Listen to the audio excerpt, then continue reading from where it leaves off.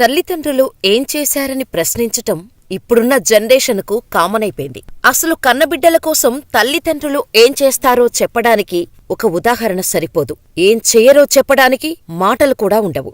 ఓ రోజు సాయంత్రం బడినుంచి వచ్చిన 7 ఏళ్ల బాలుడు తన తల్లిని అన్నం పెట్టమని అడిగాడు.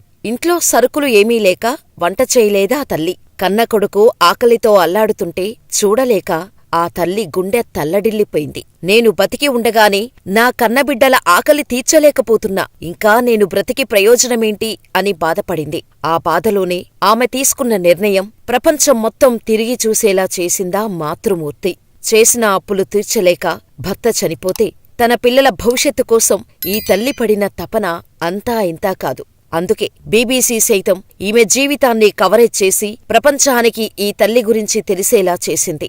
ఇది రియల్ గా జరిగిన సంఘటన. చాలా ఎమోషనల్ గానే కాకుండా చాలా ఇన్స్పైరింగ్ గా ఉంటుంది. కాబట్టి పూర్తి స్టోరీ క్లియర్ గా అర్థం కావాలంటే వీడియోని చివరి వరకు ఎక్కడా స్కిప్ చేయకుండా చూడండి. దానికి ముందు చిన్న రిక్వెస్ట్, ఇప్పటివరకు మా ఛానల్ ని సబ్స్క్రైబ్ చేసుకోని వారుంటే వెంటనే సబ్స్క్రైబ్ చేసుకుని పక్కనే ఉన్న బెల్ ఐకాన్ కొట్టేసి నోటిఫికేషన్ ఆన్ లో పెట్టుకోండి. వీడియో నచ్చితే లైక్ చేసి మీ అభిప్రాయాన్ని మాకు కామెంట్ చేయడం మాత్రం అస్సలు మర్చిపోవద్దు. మరి ఇక వీడియో స్టార్ట్ చేసేద్దాం. తమిళనాడులోని సేలం జిల్లాలోని ఓ చిన్న పల్లెటూరులో భర్త, 3 పిల్లలతో కలిసి ఉంటోంది ప్రేమ.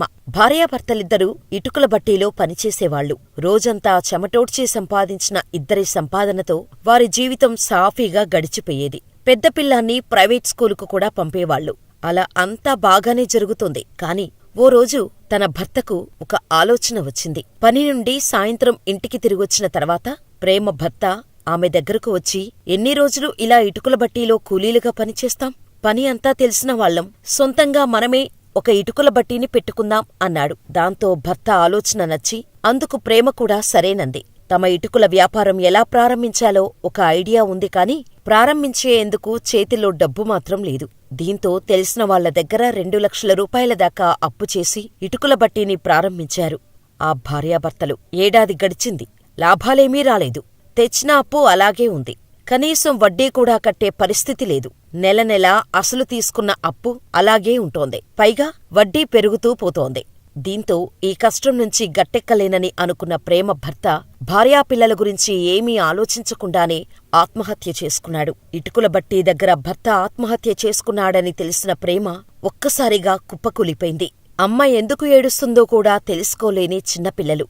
అమ్మ ఏడుస్తోందని వాళ్లూ ఏడ్చారు. ఇరుగు పొరుగు కలిసి భర్త శవాన్ని ఇంటికి తెచ్చారు. పోలీసులకు తెలిస్తే ఎక్కడ కేసు పెడతారోననే భయంతో అంత్యక్రియలను తొందరగా చేయాలని స్థానికులు చెబుతున్నారు. కాని కనీసం భర్త అంత్యక్రియలకు కూడా ప్రేమ దగ్గర చిల్లి గవ్వలేదు. బంధువులు కూడా పెద్దగా ఎవరూ లేరు. మానవత్వంతో గ్రామస్తులు తలో చెయ్యి వేశారు. అలా అంత్యక్రియలు జరిపించేశారు. తాను కష్టపడి సంపాదించిన ప్రతి రూపాయి కూడా తన భర్త చేతిలోనే పెట్టే ప్రేమకు భర్త చనిపోయిన తర్వాత అసలు ఏం చెయ్యాలో, ఒంటరిగా జీవితాన్ని ఎలా మొదలుపెట్టాలో ప్రేమకు తెలియదు. కాని భర్త చనిపోయిన తర్వాత అప్పిచ్చిన వాళ్లు ఇంటికొచ్చేవాళ్లు. అప్పు తీర్చాలని ఒత్తిడి చేయటం మొదలుపెట్టారు. వడ్డీ కాకపోయినా అసలైనా ఇవ్వాలని రోజూ గొడవ పెట్టుకుని వెళ్లేవాళ్లు. ఇల్లు గడవటమే కష్టంగా ఉంది. 3 పిల్లల్ని పోషించాలి, ఇంటి కిరాయి కట్టాలి, అప్పు తీర్చాలి. ఇందులో కనీసం ఏ ఒక్కటీ చేయలేని నిస్సహాయ స్థితి ఆమెదు. కాని ఒకరోజు సాయంత్రం అప్పటిదాకా బయట ఆడుకున్న పిల్లలు, స్కూలుకి వెళ్లి వచ్చిన పెద్ద కొడుకు అమ్మ దగ్గరకు వచ్చి ఆకలిస్తోందంటూ ఏడవటం మొదలుపెట్టారు. వాళ్లకు పెట్టడానికి ఇంట్లో ఏమీ లేదు. కనీసం ఏదైనా అమ్మి వాళ్లకు తిండి పెడదామంటే ఆ ఇంట్లో ఒక ప్లాస్టిక్ ఒక్క బకెట్ తప్ప ఇంకేమీ లేదు. అది అమ్మినా 4-5 రూపాయలు కూడా రావు. పిల్లల్ని ఇంట్లోనే ఉండమని చెప్పి బయటకు వెళ్ళింది. జుట్టు కొనే దుకాణానికి వెళ్లి జుట్టును కత్తిరించి ఇచ్చేసింది. 150 రూపాయలు వచ్చాయి. పక్కనే ఉన్న హోటల్కు వెళ్లి 3 ప్యాకెట్ల అన్నం కొనుక్కొని ఇంటికి వచ్చి పిల్లలకు పెట్టింది. అప్పటికి పిల్లలి ఆకలిని తీర్చటం గురించి మాత్రమే ప్రేమ ఆలోచించింది. మళ్లీ ఏడిస్తే ఇంకో పూట అన్నం మాత్రమే పెట్టగలనని ఆమెకు తెలుసు. ఆ తర్వాత ఏం చేయాలో అర్థం కావటం లేదు. తన భర్తలాగే తాను కూడా ఆత్మహత్య చేసుకోవాలని అనుకుంది. ఓసారి ప్రయత్నించింది కూడా. కాని పిల్లలు అనాథలుగా మారిపోతారని గుర్తుకొచ్చి ఆగిపోయింది. అయితే ప్రేమ వెంట్రుకలు అమ్మడాన్ని గమనించిన బాలుమురుగన్ అనే ఓ వ్యక్తి పిల్లల ఆకలి తీర్చటానికి వెంట్రుకలు అమ్మిన విషయాన్ని సోషల్ మీడియాలో పోస్ట్ చేశాడు. ఆమెకు సాయంగా తన వంతు 1000 రూపాయలు ఇస్తున్నట్టు కూడా పోస్టులో రాశాడు. దాతలెవరైనా తన బ్యాంకు ఖాతాలో డబ్బులు వేస్తే అవి ప్రేమకు అందజేస్తానన్నాడు. బ్యాంకు ఖాతా వివరాలను పోస్టుతో పాటు అటాచ్ చేశాడు. ఎవరూ సాయం చేయకపోయినా పొద్దున్నే వెళ్లి కనీసం 1000 రూపాయలైనా ప్రేమకు ఇద్దామనుకున్నాడు. ఏటీఎంకు వెళ్లి తన ఖాతాలో ఎంత ఉందో బ్యాలెన్స్ చెక్ చేశాడు. బాలమురుగన్ బ్యాలెన్స్ చూసి ఒక్కసారిగా ఆశ్చర్యపోయాడు. తాను చేసిన పోస్టుకు స్పందించి ఏకంగా 36 మంది డబ్బులు వేశారు. ఒక్కరోజులోనే 1,80,000 రూపాయలు రావటం మురుగన్ నమ్మలేకపోయాడు. తాను కూడా ఇవ్వాలనుకున్న 1000 రూపాయలతో కలిపి 1,81,000 రూపాయలను తీసుకొని ప్రేమ ఇంటికి వెళ్లాడు. 3 పిల్లలతో కలిసి ఏం చెయ్యలేని నిస్సహాయ స్థితిలో దీనంగా కూర్చుందామె. ఆమెను బయటకు పిలిచి డబ్బులు చేతిలో పెట్టాడు. అసలు ఏం జరుగుతుందో, అతను ఎవరో, తనకు డబ్బులు ఎందుకు ఇస్తున్నాడో ఏదీ అర్థం కావటం లేదు. ఆమెకు జరిగిన సంగతంతా ప్రేమకు నిదానంగా చెప్పాడు మురుగన్. దీంతో సంతోషం, బాధ, కృతజ్ఞత అన్నిటినీ కన్నీళ్ల రూపంలో బయటపెడుతూ మురుగన్ కాళ్లమీద పడింది ప్రేమ.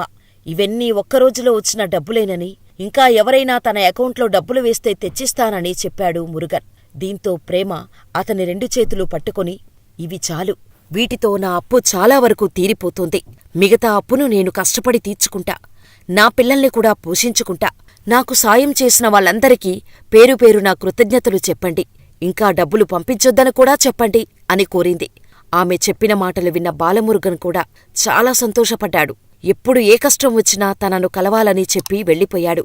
మురుగన్ ఇచ్చిన డబ్బుతో చాలా వరకు అప్పు తీర్చేసింది. పెద్ద కొడుకును స్కూలుకు పంపించింది. ఇల్లు గడవటం కోసం మళ్లీ కూలీగా ఇటుకల బట్టీలోనే పనిచేయటం మొదలుపెట్టింది. రోజుకు 200 రూపాయలు సంపాదిస్తోంది. అప్పులు తీర్చడమే కాదు, తన సంపాదనతో పిల్లల కడుపు కూడా నింపుతోంది ప్రేమ. 3 పిల్లలతో కలిసి ఇటుకల బట్టీ దగ్గర గుండుతో నిస్సహాయ స్థితిలో ఉన్న ప్రేమ ఫోటో వైరల్ కాగానే ఈ ఘటనపై బీబీసీ సైతం స్పందించింది. ప్రేమ దీనావస్థను బీబీసీ కవర్ చేసింది. దీంతో ప్రేమ జీవిత కథ ప్రపంచం మొత్తం తెలుసుకుంది. మామూలుగా జుట్టు కత్తిరించటానికే అల్లాడిపోతారు. అలాంటిది తన జుట్టు మొత్తాన్ని కత్తిరించేసుకొని తన పిల్లల ఆకలి తీర్చిన ప్రేమ నిజంగా గ్రేట్. జీవితంలో ఏం జరిగినా తట్టుకొని నిలబడాలి, ధైర్యంగా పరిస్థితులను ఎదుర్కోవాలి అనే విషయాన్ని ప్రేమ జీవితం చెప్పకనే చెబుతోంది. చిన్న చిన్న విషయాలకే సూసైడ్ చేసుకోవాలని అనుకుంటున్న వారికి ప్రేమ జీవితం ఓ కనువిప్పులాంటిది. మరి ఈ ఇన్ఫర్మేషన్ నచ్చితే లైక్ చేసి, ఈ వీడియోపై మీ అభిప్రాయాన్ని కామెంట్ చేసి, ఇలాంటి మరెందరో గొప్ప వ్యక్తుల inspiring real life motivational success stories కోసం మన ఛానల్ని వెంటనే సబ్స్క్రైబ్ చేసుకుని పక్కనే ఉన్న బెల్ ఐకాన్ కొట్టేసి నోటిఫికేషన్ ఆన్లో పెట్టుకోండి.